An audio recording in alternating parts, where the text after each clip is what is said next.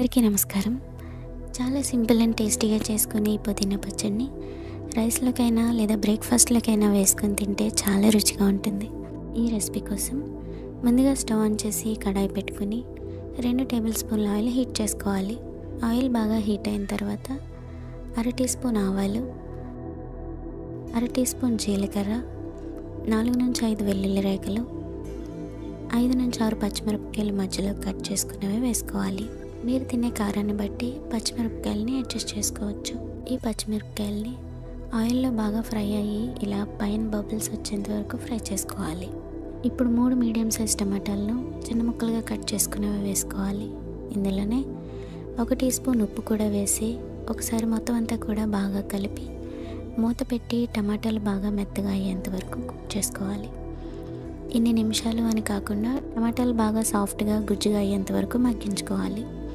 మధ్య మధ్యలో ఇలా కలుపుకుంటూ టమాటాలను ఇలా సాఫ్ట్గా కుక్ చేసుకున్న తర్వాత బాగా కడిగి శుభ్రం చేసుకున్న 2 పుదీనా కట్ట ఆకులను వేసుకొని మొత్తం అంతా కూడా ఒకసారి బాగా కలిపి మూత పెట్టి పుదీనా ఆకును కూడా నూనెలో 2-3 నిమిషాల పాటు బాగా మగ్గించుకోవాలి. ఈ పుదీనా ఆకు నూనెలో మగ్గితేనే పచ్చివాసన అనేది లేకుండా పచ్చడి చాలా టేస్టీగా ఉంటుంది. పుదీనా ఆకంతా ఇలా మెత్తగా ఆయిల్లో మగ్గిపోయిన తర్వాత స్టవ్ ఆఫ్ చేసి ఇదంతా కూడా చల్లారి పెట్టుకోవాలి.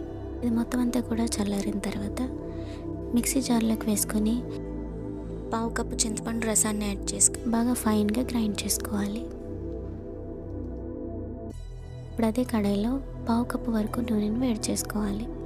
నూనె బాగా కాగిన తర్వాత 4 నుంచి 5 వెల్లుల్లి రేఖలు,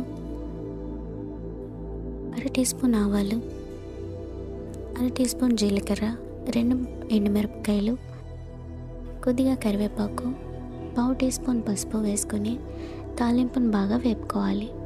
తాలింపు అంతా బాగా వేగిన తర్వాత ముందుగా గ్రైండ్ చేసి పెట్టుకున్న పచ్చడిని వేసి నూనెలో బాగా ఫ్రై చేసుకోవాలి. ఎక్కువసేపు నూనెలో ఫ్రై అయితేనే పచ్చడి అనేది మనకి వారం రోజుల వరకు నిల్వ ఉంటుంది. పచ్చడి నుంచి ఇలా ఆయిల్ సెపరేట్ అవుతున్నప్పుడు స్టవ్ ఆఫ్ చేసుకుని సర్వ్ చేసుకోవడమే. వేడివేడి అన్నంలో ఈ పుదీనా పచ్చడి కొద్దిగా నెయ్యి కలుపుకొని తింటే చాలా రుచిగా ఉంటుంది. ఎంతో సింపుల్ అండ్ టేస్టీగా చేసుకుని ఈ పుదీనా పచ్చడి కనుక మీకు నచ్చితే వీడియో లైక్ చేయడం మర్చిపోవద్దు. మరిన్ని సింపుల్ అండ్ టేస్టీ రెసిపీస్ కోసం మన ఛానల్కి సబ్స్క్రైబ్ చేయండి. Thanks for watching.